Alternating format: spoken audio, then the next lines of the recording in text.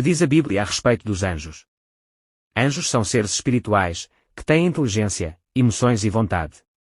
Isto é verdadeiro tanto para anjos bons quanto para anjos do mal.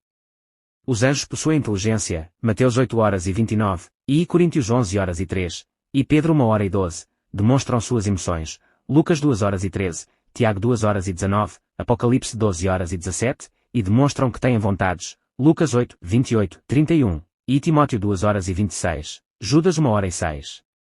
Os anjos são seres espirituais, Hebreus 1h14, sem um corpo físico real. O fato de não terem corpos não muda o fato de terem suas personalidades, o mesmo ocorre com Deus. O conhecimento dos anjos é limitado por serem criaturas.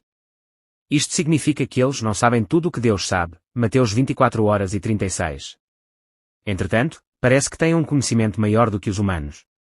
Isto pode ocorrer por três razões. 1. Os anjos foram criados como uma ordem superior de criaturas no universo, em comparação aos seres humanos.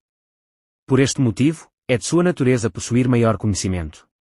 2. Os anjos estudam a Bíblia e o mundo de forma mais completa que os humanos e assim obtêm conhecimento, Tiago 2h19, Apocalipse 12h12. 3. Os anjos adquirem conhecimento através da longa observação das atividades dos seres humanos. Diferentemente dos humanos, os anjos não têm que estudar o passado, eles o viveram. Assim, sabem como os outros agiram e reagiram em determinadas situações e podem então prever com grande exatidão como nós vamos agir em circunstâncias parecidas.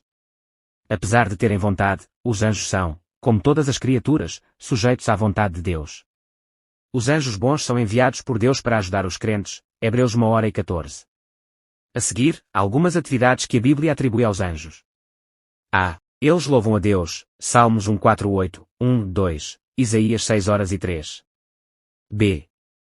Eles adoram a Deus, Hebreus 1h6, Apocalipse 5:8-13. C. Eles se regozijam nos feitos de Deus, Jó 38:6-7. D. Eles servem a Deus, Salmos 1:03-20, Apocalipse 22h09. E eles se apresentam perante Deus, Jó 1h06, 2h01. F. Eles são instrumentos dos julgamentos de Deus, Apocalipse 7h01, 8h02. G. Eles trazem respostas às orações, Atos 12, 5, 10. H. Eles ajudam a ganhar pessoas para Cristo, Atos 8h26, 10h03. I. Eles observam a ordem cristã, obra e sofrimento, e Coríntios 4h09, 11h10, Efésios 3h10, e Pedro 1h12. J. Eles dão encorajamento em tempos de perigo, Atos 27, 23, 24. K. Eles cuidam dos justos no momento da morte, Lucas 16h22. Os anjos são de uma ordem completamente diferente da dos humanos. Os seres humanos não se tornam anjos após a morte. Os anjos nunca se tornam e nunca foram seres humanos. Deus criou os anjos da mesma forma que criou a humanidade.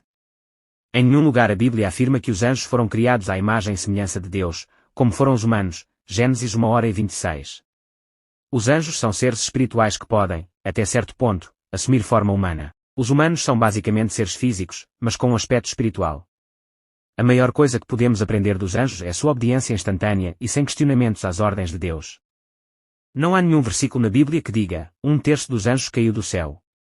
A ideia de que, quando Satanás se rebelou contra Deus, 1/3 dos anjos foi com ele vem de alguns outros versículos que, quando reunidos, sugerem que foi isso que aconteceu. No sexto dia da criação, Deus declarou que tudo era muito bom, Gênesis 1h31. Presumimos que tudo inclui anjos.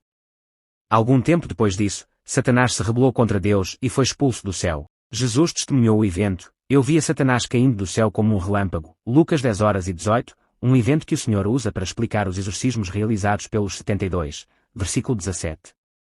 Outra passagem que também parece descrever a queda de Satanás do céu é Isaías 14, 12, 15. O contexto é principalmente sobre um rei humano, quando o julgamento é pronunciado contra a Babilonia. A linguagem poética usada por Isaías é tão grandiosa, porém, que muitos estudiosos concluíram que há mais nela. Referências a toda a terra, Isaías 14h07, à queda do céu, do rei, versículo 12, ao seu desejo de exaltar-se acima das estrelas, versículo 13, e ao nome simbólico Lúcifer ou filho da alva, versículo 12, são todas expressões de grandeza hiperbólica.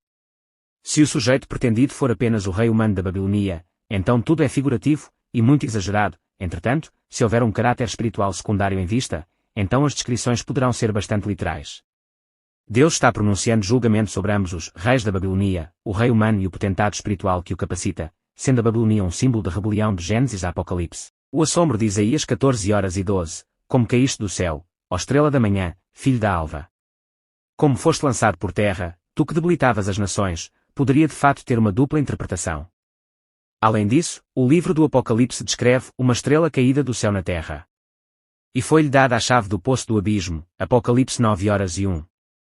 Essa estrela recebe uma chave do abismo e começa a libertar uma horda de gafanhotos, atormentadores, Apocalipse 9:2-11. Embora Apocalipse 9:1 não seja uma referência clara a Satanás, poderia ser, o fato de a estrela que caiu do céu ter uma chave, autoridade, não é problema, especialmente porque usa a chave para lançar o terror sobre a terra. Assim, a Bíblia ensina explícita e implicitamente que Satanás caiu de sua posição no céu. Mas como sabemos que 1/3 dos anjos também caiu com ele? A passagem que melhor apoia a ideia de que Satanás levou consigo 1/3 dos anjos em rebelião é Apocalipse 12:3-4. João vê um sinal no céu, viu-se, também, outro sinal no céu, e eis um dragão, grande, vermelho, com 7 cabeças, 10 chifres e, nas cabeças, 7 diademas. A sua cauda arrastava a terça parte das estrelas do céu, as quais lançou para a terra. João então relata que o dragão foi lançado à terra e o identifica positivamente como a antiga serpente, que se chama Diabo e Satanás, o sedutor de todo o mundo, Apocalipse 12:9. Contudo, o dragão não é lançado sozinho na terra, sim, foi atirado para a terra, e, com ele, os seus anjos, versículo 9. Os anjos que são expulsos do céu com Satanás, associamos ao terço das estrelas que a cauda do dragão varreu do céu para a terra no versículo 4. Se as estrelas de Apocalipse 12:4 são de fato uma referência simbólica aos anjos de Satanás no versículo 9, então o que temos é uma referência à queda de uma porção dos anjos, as hostes celestiais, que seguiram Satanás em sua rebelião. 2/3 dos anjos permaneceram leais a Deus e são chamados de santos anjos, nas Escrituras, por exemplo, Marcos 8:38, 1/3 dos anjos originais juntou-se a Satanás e hoje são chamados de espíritos imundos, ou demónios, por exemplo, Marcos 9:25. O nome Abaddon ou Apolion aparece em Apocalipse 9:11, e tinham sobre eles, como seu rei, o anjo do abismo, cujo nome em hebraico é Abaddon, e em grego, Apolion. Em hebraico, Abaddon significa lugar de destruição. O título grego, Apolion, literalmente significa o destruidor. Em Apocalipse 8:9, João descreve um período durante os tempos finais quando os anjos tocarão 7 trombetas, sinalizando a vinda de 7 julgamentos diferentes sobre as pessoas da terra. Quando o quinto anjo tocar a sua trombeta, o abismo, uma grande fornalha, se abrirá, e uma horda de gafanhotos demoníacos se levantará dela. Apocalipse 9:1-3. Essas criaturas terão o poder de torturar qualquer pessoa que não tenha o selo de Deus. Versículo 4. A dor que infligirão será tão intensa que os sofredores desejarão morrer, mas a morte lhes será negada. Versículo 6. Abaddon, Apolion, é o governante do abismo e o rei desses gafanhotos demoníacos. Abaddon, Apolion é usado frequentemente como um outro nome para Satanás. No entanto, a Escritura parece distinguir Satanás de Apolion. Encontramos Satanás mais tarde no Apocalipse, quando é aprisionado no abismo por 1000 anos, Apocalipse 20:1-3. Ele é então liberado para causar estragos na terra, versículos 7-8, e finalmente recebe a sua punição final e eterna, versículo 10.